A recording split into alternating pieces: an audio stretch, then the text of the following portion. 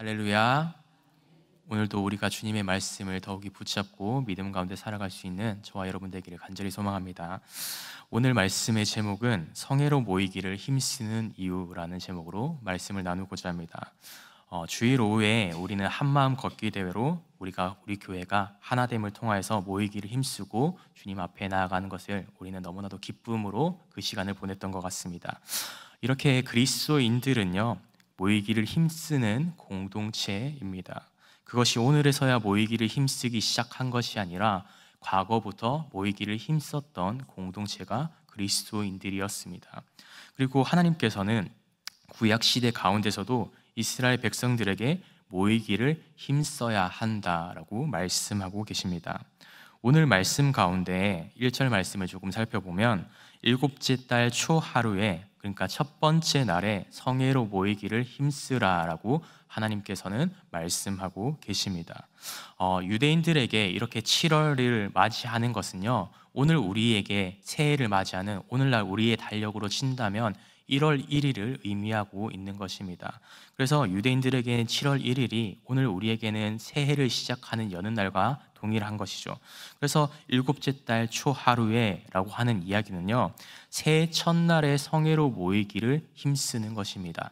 그래서 이것이 그 7월 1일, 그러니까 새해 날에 이젠 그냥 단순히 모이는 것으로 그치는 것이 아니라 그 가운데 특정 행위를 해 나가는 것을 성경 말씀 가운데 기록하고 있는데, 어떠한 모습을 기록하고 있는가 하면요, 나팔을 불고 나팔의 소리를 들어야 하는 날이다라고 이야기를 하고 있습니다. 성경 가운데 이 나팔이라고 하는 수단은요, 아주 중요한 역할을 감당하고 있습니다.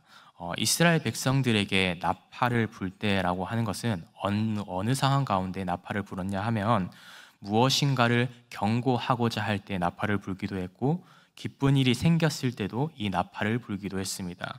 그리고 하나님 아버지의 위엄과 그 하나님 아버지의 섭리를 경험하고서 하나님 아버지 앞에 찬양하고 주님 앞에 영광을 올려드릴 때 이 나팔을 불기도 하였습니다. 그리고 또 새로운 사실을 알게 되었을 때 다른 사람들에게 이 사실을 공유하기 위해서 이스라엘 백성들은 나팔을 불고 있었던 모습을 성경을 통해 우리는 살펴볼 수 있습니다. 민수기가 기록되어 있었던 당시에 이스라엘 백성들에게 있어서 나팔이라고 하는 것은 아주 큰 의미를 가지고 있었던 것입니다. 왜냐하면 이스라엘 백성들은 광야 생활을 하면서 언제나 이 나팔 소리를 들으면서 이 나팔 소리에 집중하고 이동하였기 때문이죠. 불기둥과 구름기둥으로 이스라엘 백성들이 인도해 주실 때마다 구름기둥이 이동하고 멈추는 그 시간마다 언제나 이스라엘 백성들은 이동해야 합니다라는 수단으로 이 나팔을 불고는 했었습니다. 그리고 어느 지파가 먼저 출발해야 되는지에 대한 신호 체계로서 이 나팔을 불기도 했죠. 그리고 사람들이 함께 모이는 상황 가운데 나팔을 불기도 하였고, 더 나아가서는 전쟁을 할 때 나팔을 불기도 하였습니다. 그렇다 보니 이 나팔이라고 하는 것은 이스라엘 백성들에게 있어서 어떤 의미를 가지고 있었냐 하면 너무나도 중요한 의미를 가지고 있었습니다. 이 나팔의 의미는요, 하나님 아버지의 인도하심을 따르는 순종의 의미를 가지고 있는 것이었습니다. 순종의 의미를 가지는 나팔이었고, 하나님의 도우심을 구하는 것이 바로 이 나팔의 의미였다라고 하는 것입니다. 하나님께서는 그래서 이스라엘 백성들에게 말씀하실 때 새해의 첫날에 나팔절로 이 날을 지키라라고 이야기하고 계신 것입니다. 이것이 어떤 의미를 하나님께서 말씀하시고자 한 거냐면요, 지금까지 하나님 아버지의 인도하심을 통해서 이들이 살아왔고, 이제 또다시 다가올 날들 가운데에서도 하나님 아버지의 뜻을 구하고 도우심을 바라는 마음으로 이 시기를 지키라라고 말씀하셨던 겁니다.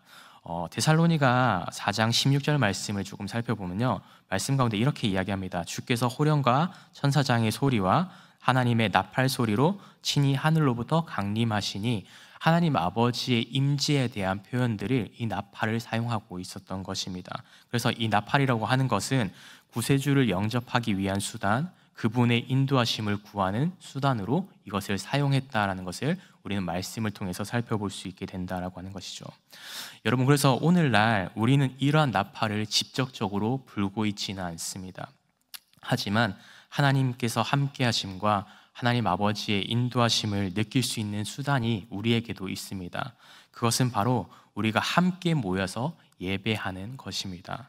예배가 중요한 이유가 바로 이것입니다. 우리가 예배를 드릴 때 그저 단순히 반복적으로 드리는 예배의 모습이 아니라 예배를 통해서 주님이 우리와 함께 하심을 우리가 기억하고 그 사실을 다시 한 번 더 확인할 수 있었던 그 방법과 수단은요, 과거 광야 생활했었던 이스라엘 백성들이 나팔을 불었던 것이라면 오늘을 살아가는 우리들에게 있어서 그것이 주어진 것은 바로 모이기를 힘쓰는 이 예배의 공간과 예배의 모습이라고 하는 것이죠.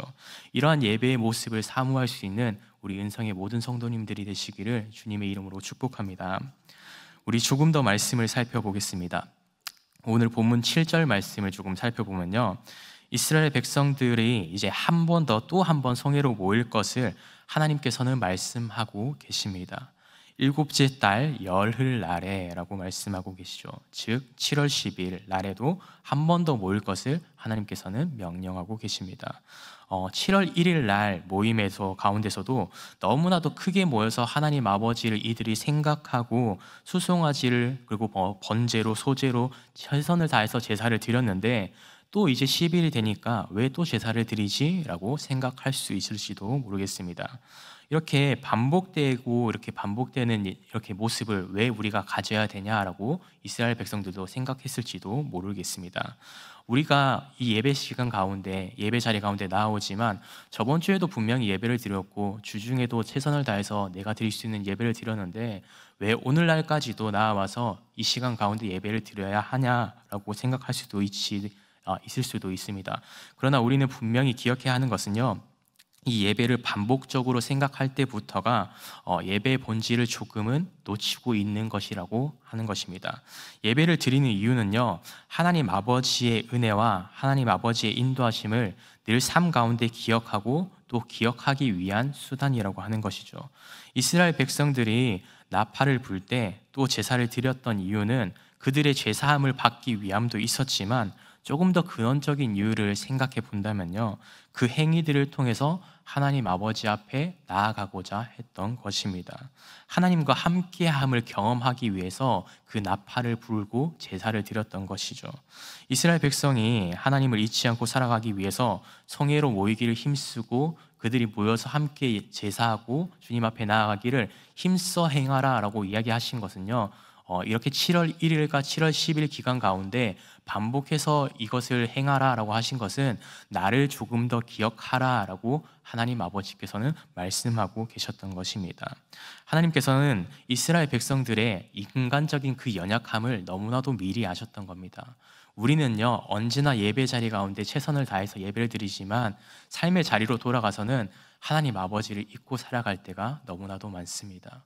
광야의 생활하는 이스라엘 백성들도 똑같이 연약했던 사람들인 거죠. 7월 1일 날 이렇게 최선을 다해서 제사를 드리고 예배를 드리고 하나님의 임재를 경험했지만 그 9일이란 시간 가운데 하나님 아버지를 잃어가는 많은 사람들이 있었기 때문에 하나님 아버지께서는 다시 한 번 더 나를 잊지 않고 나를 기억하라 라고 명령하시기 위해서 다시 한 번 더 이 예배를 드려야 한다라고 말씀하셨던 겁니다. 오늘 우리도 똑같이 마찬가지입니다. 우리도 똑같이 연약함을 가지고 있습니다. 그런데 그 가운데 이 연약함을 해소할 수 있는 방법들은요, 우리의 힘과 우리의 능력과 우리의 어떠함을 통해서 이루어지지 않습니다. 하나님 아버지 그 한 분을 의지할 때 그 모든 어려움들, 우리가 가지고 있는 잘못된 모습들, 연약한 모습들을 해결할 수 있는 것입니다. 우리가 신앙생활 하면서 언제나 우리가 생각할 때 나의 최선으로 이 예배 자리 가운데 나아왔고 나의 최선으로 주님 앞에 나아왔다라고 생각할 수 있을지 모르지만 그 모든 사항을 하나님 아버지께서 허락하시지 않으신다면 우리는 그것에 대해서 행할 수 없는 모습을 분명히 기억해야 합니다. 그럼을 통해서 오늘 주님은 한 번 더 말씀하고 계셨던 것입니다. 이렇게 모이기를 힘쓰고 또다시 모이기를 힘써야 되는 이유는 그 모임 가운데 우리가 함께 교제함으로 끝나는 것이 아니라 주님을 통하여서 이제 주님을 한 번 더 기억함을 통하여서 그분을 한 번 더 의지함을 통하여서 주님 앞에 나아가고 그분 앞에 구함을 구하고 나아갈 때 그분이 채우심을 경험하게 된다라고 하는 것을 우리에게 말씀하고 계신 것입니다. 그래서 우리는 여전히 상황 가운데 흔들릴 수 있습니다. 우리는 어려움을 만날 때, 어려운 상황들을 만나고 어려운 관계들이 생겨나고 육체적인 어려움들이 생겨날 때 언제나 연약함 속에서 넘어지지만, 그 모든 상황 속에서 우리가 하나님 아버지를 더욱이 의지할 때 이 모든 문제들이 해결된다라고 하는 것을 꼭 기억할 수 있는 저와 여러분 되기를 간절히 소망합니다. 여러분, 오늘 그래서 우리의 마음을 한 번 더 돌아보시길 원합니다. 이 예배 자리 가운데 나오실 때 어떠한 마음으로 예배 자리 가운데 나오셨습니까? 우리는 얼마나 하나님 아버지 앞에 나아가기를 힘쓰고 계십니까? 나의 힘과 능력으로 지금까지 신앙생활을 하고 있지는 않으셨습니까? 내 연약함을 붙잡고 광야의 길을 최선을 다해서 걸어갔었던 이스라엘 백성들의 모습처럼 내 힘과 능력으로서 오늘 예배 자리 가운데 나아가고 있지는 않으셨습니까? 그런 우리들에게 주님께서는 오늘 말씀하고 계신 것입니다.